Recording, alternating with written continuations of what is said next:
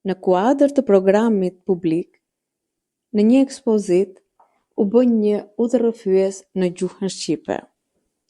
Titulli i ekspozitës ishte Pse të shikojmë kafshët, një drejtësi për jetën jo njerëzore. Kjo ekspozitë u udhërrëfye nga Pati Vardhami. Duke vizituar këtë ekspozitë dhe duke ndjekur udhërrëfimin në gjuhën shqipe nga kuatorja dhe teoricientja e artit Pati Vardhami, më lindi ideja që në këtë përvojë ta sjell në rubrikën Sofra pranë jush. Ekspozita ishte e jashtëzakonshme, interesante dhe e vizituar nga një numër i madh njerëzish, të cilët me kufje në vesh ndiqnin me vëmendje çdo pjesë të saj. Ishte një përvojë e veçantë dhe e qetë dhe shumë e organizuar. Ajo që më bëri më shumë përshtypje ishte mënyra se si ekspozita trajtonte marrëdhënien mes njeriut dhe kafshëve. Kishte piktura, punime me dorë, qelime dhe vepra të artit që vinin nga vende të ndryshme, përfshirë edhe Kosovën. Në një nga sallat, tingujt e kafshëve krijonin një atmosferë të veçantë, duke treguar mënyrën se si ato komunikojnë mes tyre. Në një tjetër sallë, vëmendja ishte tek shpendët, tek kafshët në zhdukje, ndërsa ekspozita naftonte reflektimin mbi mënyrën se si njeriu i trajton ato dhe si në një farë mënyre kafshët na gjykojnë për sjelljen tonë. Kishte fotografi, punime në bronz në forma të ndryshme arti, të gjitha të ndërthurura në një koncept të menduar me shumë ndjeshmëri. Gjatë gjithë kohës Pati Vardhami na shpjegonte me qartësi dhe thjeshtësi çdo pjesë të ekspozitës, duke e bërë atë të kuptueshme për të gjithë. Kjo ishte hera e parë që në një ekspozitë të tillë prezantohet në Greqi me udhërrëfim në gjuhën shqipe, duke i dhënë komunitetit shqiptar mundësinë të përfshihet, të informohet dhe të ndihet pjesë e kulturës së këtij vendi. Kjo rubrikë synon jo vetëm të promovojë artistët dhe aktivitetet kulturore, por edhe të nxjerrë në parë rolin e komunitetit shqiptar, të grave, shoqatave dhe shkollave, duke treguar edhe këtu në një qytet ndodhin gjëra të bukura me nivele më të larta. Sofra pranë jush është një hapësirë për të ndarë këto përvoja, për të reflektuar dhe për të sjellë diçka më ndryshe, me qetësi, me kulturë dhe me dashuri për art. Fillim të filmit që është shumë interesante dhe na përket edhe ne, është që thotë që ne si kafsh nuk jemi viktima, ne jemi migrant. Atëherë do shohim fare mirë këtu se si konstruktimi i idesë qenieve të tjera është ndërtuar në histori, midis industrializimit, kolonializimit, dhe ndoshta na përket apo s'na përket, po janë disa elemente dhe disa koncepte që na kanë prekur, edhe si komunitete migrante. Prandaj është e rëndësishme që të kuptojmë se si janë ndërtuar.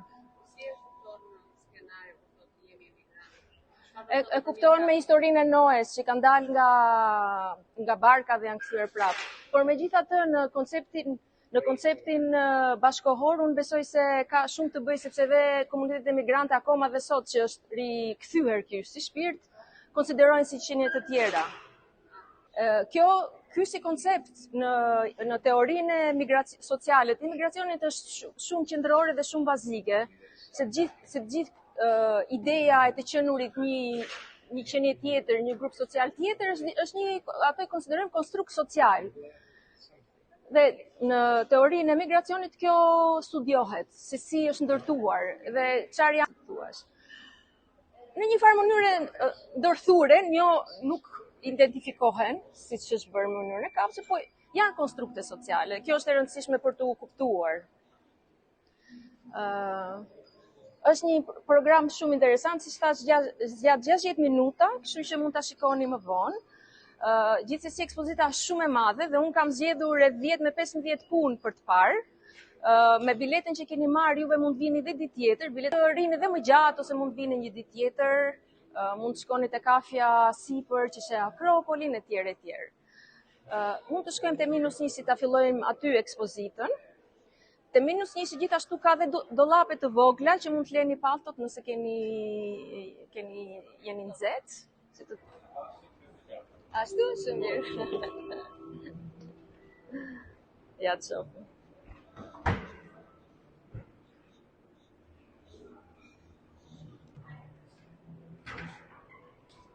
Dion. Ai ka disa vepra përgjatë ekspozitës, po do komentojmë vetëm të dyja, me që fillon pak a shumë këtu edhe ekspozita. Atë që bën këtu është që ndanë trupin e kafshëve sipas pjesëve dhe mënyrave se ne e hajmë. Kjo ndarje është shumë e njohur sepse si formë vizuale shohim në për postera, në për restorante, etj. Por qëllimi që ai e ka bërë këtë është që të evidentojë se si kafsha kuptohet si një produkt. Se si nëpërmjet vizatimit ne e kemi kthyer në një produkt konsumi kafshën. Është goxha e njohur, thjesht ai këtu e lidh dhe me ambientin dhe tregon dhe se si me gjeografinë, copëzimi i kafshëve dhe i gjeografive natyrore, se si ka shërbyer industrializimit dhe kthyerja në produkt të natyrës dhe të kafshëve. Gjithashtu dhe këtu, ky është një skelet i cili na tregon një hierarki që është ndërtuar në speciet e gjalla, po le të themi kështu. Bile do thoja ka jashtëzakonisht shumë reflekton shumë në idenë e Darwinit, që sipas Darwinit ekziston një hierarki në qeniet e gjalla në natyrë, dhe mbijetesa e të fortit, që është një teori që është keq trajtuar dhe keq përdorur shumë në histori, ndaj le të themi forcave autokratike ku e ka kuptuar njeriu si forca më e fortë që ka mbijetuar, por që e ka abuzuar, si thuash, pjesën tjetër të natyrës dhe qeniet e tjera të gjalla. Titulli i njëris për këtyre vizatimeve quhet Auschwitz fillon atëherë kur dikush shikon një therr kafshët. Domethënë të gjitha të tmerrë që dim që i ka ndodhur komunitetit ebre, ajo i ka kthyer për të reflektuar dhe për të krahasuar me mënyrën se si i trajtojmë kafshët, mënyrën se si i industrializojmë, se si i përdorim, se si i rrisim, se si i therrim, etj. Domethënë ka bën një paralelizim dhe një simbolik shumë të madhe, sepse Auschwitz për historinë njerëzore, sidomos në atë që konsiderojmë perëndim, është një moment shumë i fortë historik dhe ajo fut në këtë ekuacion edhe kafshët. Atëherë për të na bërë që të mendojmë mënyrën se si ne i trajtojmë ata. Këto janë 3 gravura të artistes.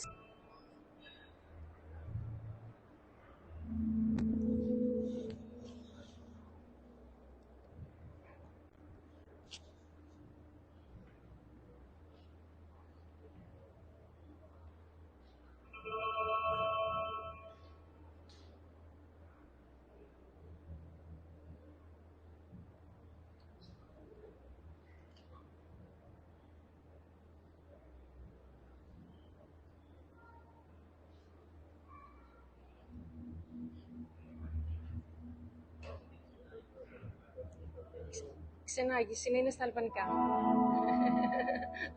Είναι private, δηλαδή δεν είναι την οργανώνει το μουσείο. Το μουσείο στη συνεργασία την οργανώνουμε, απλά δεν ξέρω αν καταλαβαίνετε, θα μπορούσατε να μείνετε.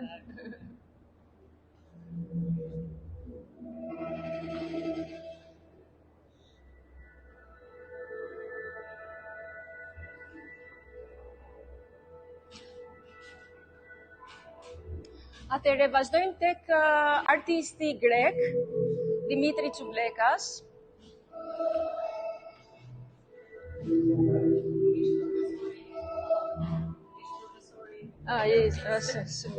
Dimitri Çublekas është një artist grek, famor. Ai merr pjesë në këtë ekspozitë me këto posterat, dhe atë që është munduar të bëj këtu është një koncept i përafër me atë që pam sipër me programin e BBC-s mbi John Berger. Është munduar të vërë në këto poster disa pamje siç ai mendon se si na shohin ne kafshët, por jo vetëm si na shohin kafshët, por çfarë ambienti kemi krijuar vetes dhe kafshëve bashkë. Atëherë siguar ne natyrën dhe ambientin, ajo ka të njëjtin ndikim si te kafshët edhe te ne. Atëherë mënyra se si na shohin ne kafshët është në një mënyrë që është shkatruese edhe për vetë ne, sepse duke shkatruar ambientin dhe duke shkatruar natyrën, ne kemi shkatruar, po shkatrojmë edhe ato kushtet që janë të nevojshme për jetën tonë. Atëherë flitet për shkatrimin klimatik. Edhe pse ashtu siç e thotë edhe titulli, nëse flasim për një drejtësi klimatike, domethënë të drejtën e natyrës dhe të ambientit, ajo është barazuar dhe është identifikuar dhe me të drejtat dhe barazinë e kafshëve.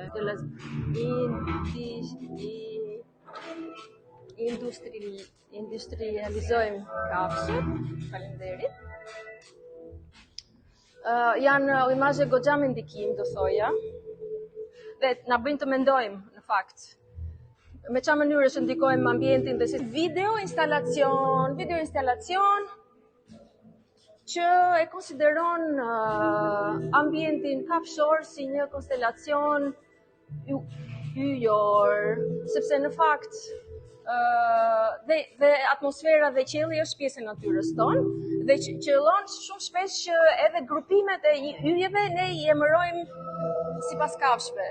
Arushi i vogël, arushi e madhe, peshku, etj. Dhe astrologjin bile e kemi shpjeguar me emërtime dhe kuptime kafshore. Por kjo vjen shumë në ironi me faktin se si ne i përdorim kafshët, se nga një anë simbolizimin e jetës tonë, parashikimet e karaktereve tonë në lidhje me muajin që ne kemi lidhur, i kemi simbolizuar dhe i kemi emëruar sipas kafshëve. Ashtu siç e thotë edhe titulli, nëse flasim për një drejtësi klimatike, domethënë të drejtën e natyrës dhe të ambientit, ajo është barazuar dhe është identifikuar dhe me të drejtat dhe barazinë e kafshëve.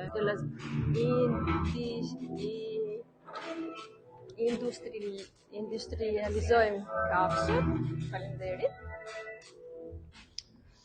Janë imazhe goxha me ndikim, do thoja, dhe na bëjnë të mendojmë, në fakt, me çfarë mënyrë që ndikojmë ambientin dhe si video instalacion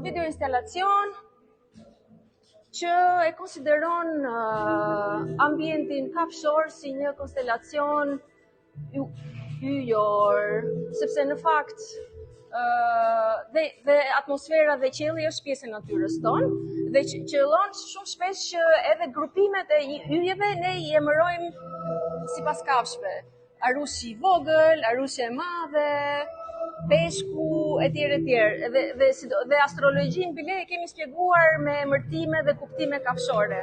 Por kjo vjen shumë në ironi me faktin se si ne i përdorim kafshët, se nga një anë simbolizimin e jetës tonë, parashikimet e karaktereve tonë në lidhje me muajin që ne kemi lidhur, i kemi simbolizuar dhe i kemi emëruar sipas kafshëve, ka speciet që në këtë moment janë në kërcënim dhe janë duke u zhdukur. Dhe përveç kësaj, ka edhe një fshirëse që aktivizohet çdo 48 orë, sepse është provuar që çdo 48 orë një qenie zhduket edhe një qenie e gjallë në planet. Dhe në fund të ekspozitës, siç e shikoni, ngel diçka që është goxha e pa dishifrueshme. Ashtu siç dhe grupi artistik imagjinon të ardhmen tonë, me pikpyetje dhe jo të qartë. Besoj se është një vepër me goxha ndikim, se është dhe në përmas të madhe, po dhe në mënyrën se si e kanë realizuar është goxha, domethënse dhe na bën të mendojmë se çfarë të krijojmë edhe një perspektivë se çfarë është ndikimi jonë në planet. Mund edhe të komentoni apo ta bëjmë edhe si bisedë, nëse doni që të komentoni diçka apo të pyesni diçka, mos më leni vetëm mua të flas, po mund ta bëjmë edhe disi bashk, nëse doni. shumë shpejt për këtë veprën këtu është e Rosella Biscotti, që është një artiste italiane dhe ajo komenton shumë prap tek momenti kolonializimit të vendeve të Afrikës, ku një pjesë e kolonializimit ka marrë pjesë nga Hollanda për dekada të tëra, dhe kjo vepër quhet Klara, sepse Klara ka qenë një hipopotam që për një 20 vite një anije hollandeze e ka marrë, vllabëruar në anije dhe e ka ekzibituar në vendet europiane si një gjë të jashtëzakonshme. Njëra nga pikpamjet e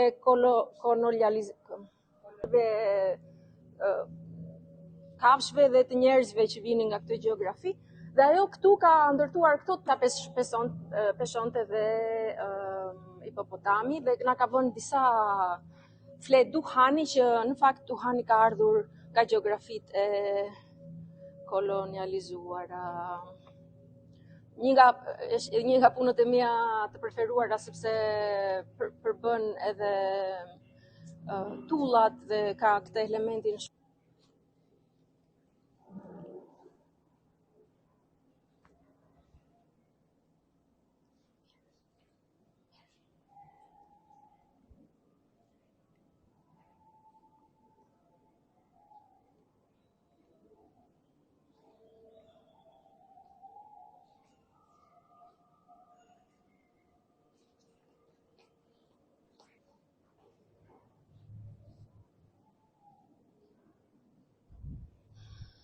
zënë vendit kafshët, ose edhe natyra është kaq e shkatëruar sa kafshët detyrojnë të zbresin nëpër qytete dhe nëpër komunitetet ku ne jetojmë.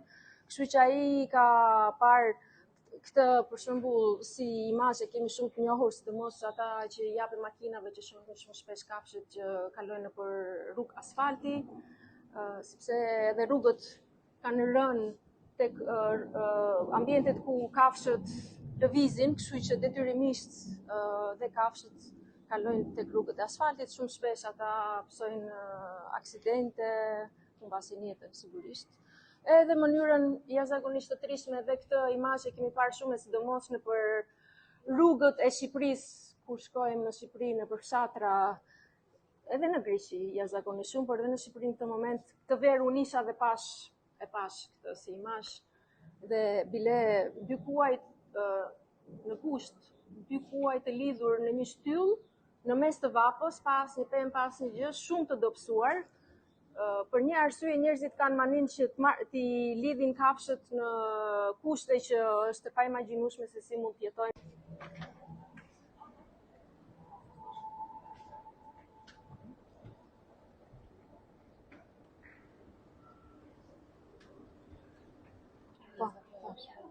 Ja kupteri.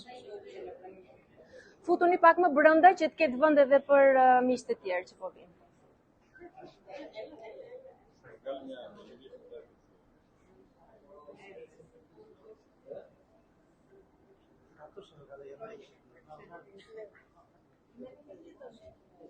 Është e gjitha një instalacion nga Rada Di Souza dhe Jonas Tal. Rada Di Souza është një profesoresh e drejtësisë në Universitetin Westminster në Londër, kurse Jonas Tal është një artist vizual aktor dhe aktivist. Është një aktivist shumë aktiv në Të çfarë kanë bërë këtu? Ata këtu kanë instaluar një gjyq, një sallë gjyqi, që neve nga që kafshët nga përnja. Atëherë këtu edhe gjyqtarët dhe gjithë mblusit janë kafshët, dhe nëpërmjet këngës ata na gjykojnë. Gjatë gjithë pjesës që dëgjohet, ata këtu kanë krijuar një gjyq që dhe natyra i bëjnë specisë njerëzore. Si ne kemi përkuar një histori më bërë më të rëndësor, por gjithë ato çështje që kanë parë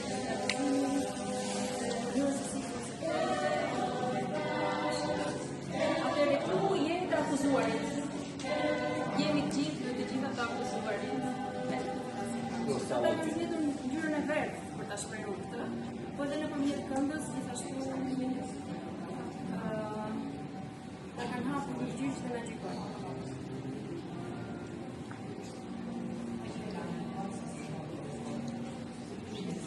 Gjitha këto pamje janë nga specit që janë zhdukur. Atëherë dënimi është me vdekje. Atëre mundohet që t'i japi, të fuqizoj, si thuash, t'i japi agjenci specieve të kafshëve, një forcë edhe juridike, edhe sociale, edhe politike. Me të njëjtën që ne si shoqëri aplikojmë në jetën tonë. Kështu që jetën agjenci